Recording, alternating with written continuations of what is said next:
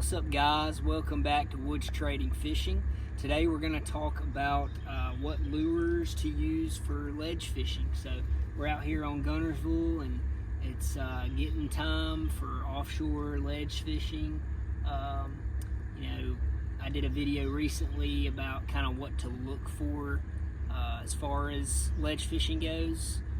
Talked a little bit about both shallow and deep, but there's a lot of good stuff about in that one video about kind of what to look for when you're locating schools of bass offshore.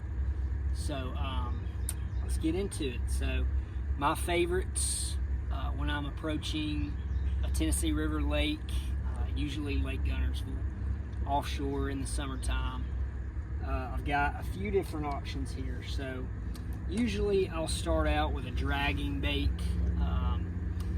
This here is a 1/2 ounce Picasso football shaky head with a Zoom Magnum trick worm in tilapia. Just a natural color. Sometimes I'll throw like red bug or plum, something crazy, but a lot of times I just like to keep it natural. So yeah, just drag this on the bottom, pull up to a place, a point. Usually they sit into about 15 to 20 feet up on the point or ledge or whatever it may be, but just drag that around, and it usually gets bites when other baits don't, and you can catch them in a hurry. So it's a good starting bait for sure to get a quick limit like that if you're fishing a tournament. Sometimes, like I said, that's a 1/2 ounce. I usually throw it on usually a 7.2 medium heavy with like 15-pound line. I don't go super heavy, like, since it's this Picasso hook is actually pretty light wire, so it's not a huge hook on it like heavy wire.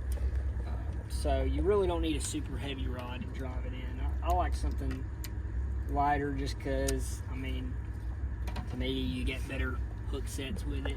And you use downsized rods with a downsized shaky head.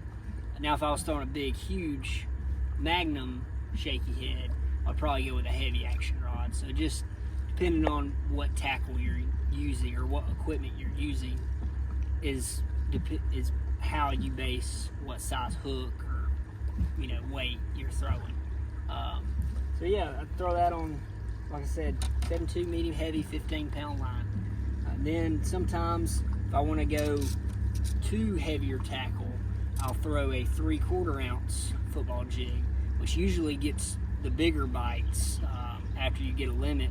That big profile there, 3/4 ounce. It's just a big profile with that Rage Crawl, Strike King Rage Crawl trailer, and that color is actually blue crawl swirl. I like a little bit of blue in it. I don't know why. It just gives me confidence.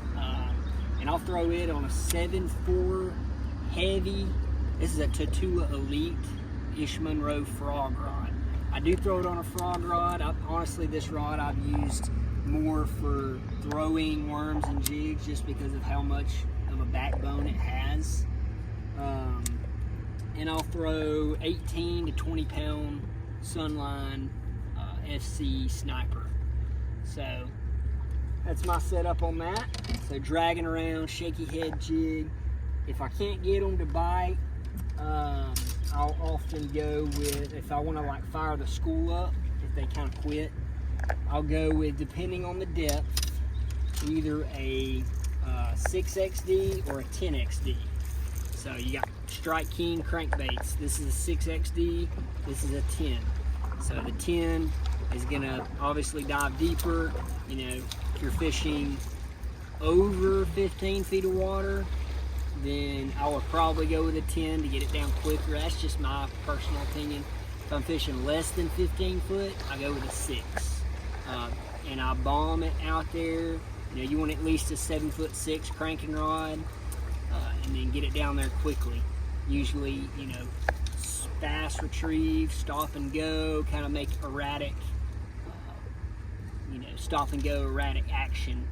That's what triggers the fish to bite. So yeah, getting it down there quickly. 12-pound fluorocarbon helps with that. Sunline FC Crank or FC Sniper in 12 pound. They're both great. They got great abrasion resistant, great stretch. So yeah, those are two good options there. Both in natural shad colors. So I don't go super fancy unless, you know, sometimes if I feel like a brighter color fires them up, then I'll throw a citrus shad. So next or last for me is a depth Sakamata shad. Just whenever the fish are schooled up really good, if they're suspended, if they're chasing bait and you need something to quickly throw in there just with your live scope, this bait shines really well with live scope. And that's the one everybody's looking for, is the 5-inch depth Sakamata shad. They make bigger sizes and smaller sizes, but 5 is just the perfect all-around size. I throw it on a 1/4 ounce queen tackle rolling strolling head. That line tie, you'll notice, is actually further back than most jig heads. So it's a tungsten head, but the line tie being back, for me, it makes it sit more horizontal in the water, but also it gives it a rolling action. So I really like that about it, and it's just a good way to fire in there super quick when you see them on your live scope or forward-facing sonar, and just a good way to catch them. So I throw that one on a, I throw it on a 610 medium heavy Daiwa Kage rod. It's actually got a solid tip on it, or a pretty limber tip. So it's called the Universal Solid Tip is the name of the rod, and I just really like it because it loads up really well. So that way I'm not pulling the bait out of the fish's mouth when they bite. I throw it on a 16-pound Overwatch by Sunline. It's a metered braid, so you got that high vis metered, and 12-pound Seagar leader. So the Seagar fluorocarbon leader is called Pounce. Comes in a 25-yard spool. But yeah, that's my setup there. So, and of course the reel, you know, just put you a 2500 reel on there. This is a Fuego 2500. So it's just a real smooth reel. It's got a great drag on it. So those are my setups for offshore fishing. All right, so we're gonna give y'all some fish clips of fish that we caught on those exact lures, and we're out here on Gunnersville, and you know, we were able to catch a few on it, so we'll show y'all how we're catching them.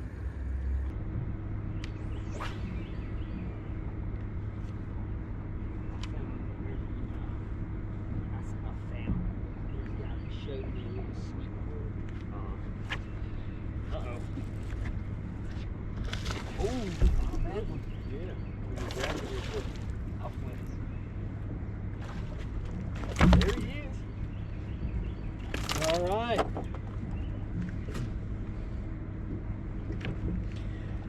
On the old 3/4 ounce football jig. A nice little chunk there. About a 3 something. 3.5 probably. Chunky. Thank you for biting. That one right there was on a 3/4 ounce green pumpkin football jig with a Strike King Rage Tail crawl. It was a, it's one of my favorite colors. It's called, I forget the name of it.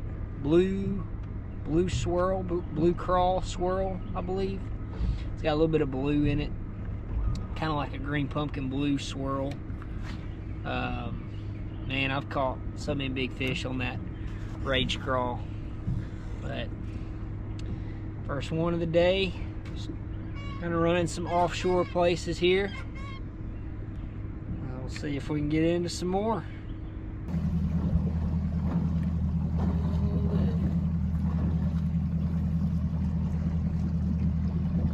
Let's get them.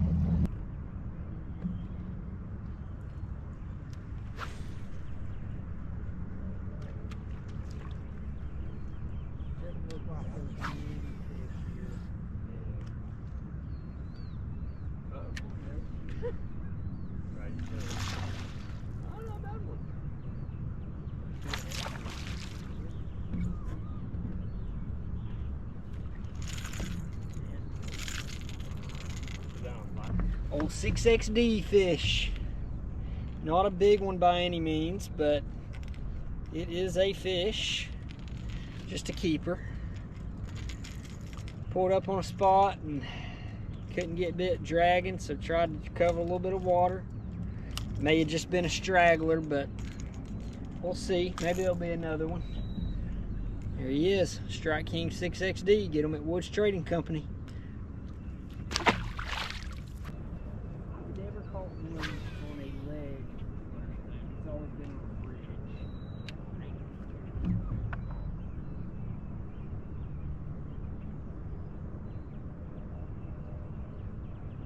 But I usually don't start out. Got him? Yeah. Oh, he pulled off, dude. That felt like a big one, really. Yeah. Did you see it hit the bottom and my line started taking off? Golly. Dude, that thing hit it so hard. Right there? Yeah. Oh, he found it. Dude, that thing hit it hard. Not a big one. Little.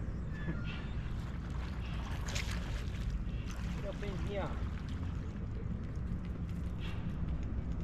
I'm kind of worried about this line thing.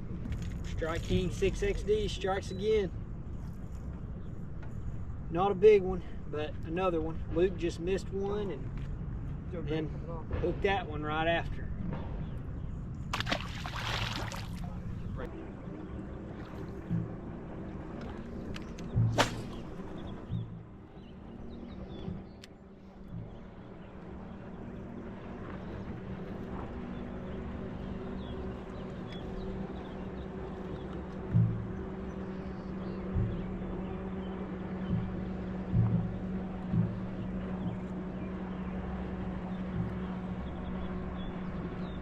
Got it.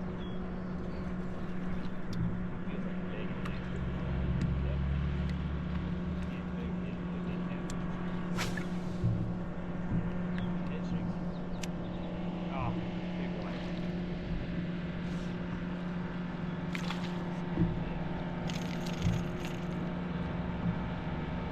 One thing you'll catch out here a lot on Gunnersville on these ledges and stuff, big old white bass. Get your heart rate up. Key trick to unhooking these dudes is grab them behind the head and they won't flop. Really? Yeah.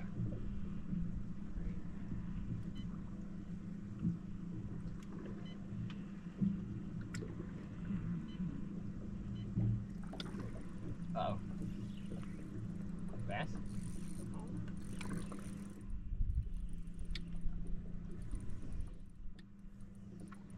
Catfish.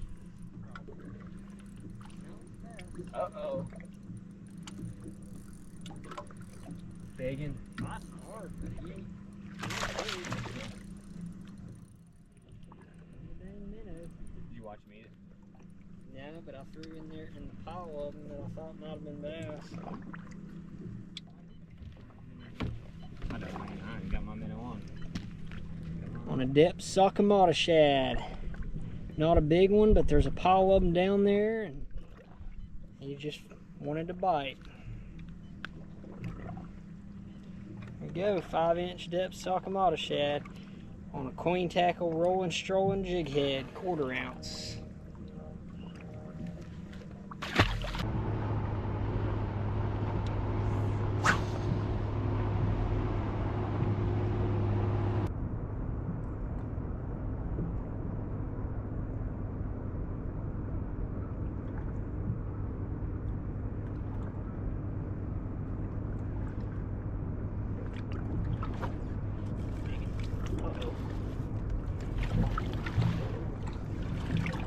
Dang good.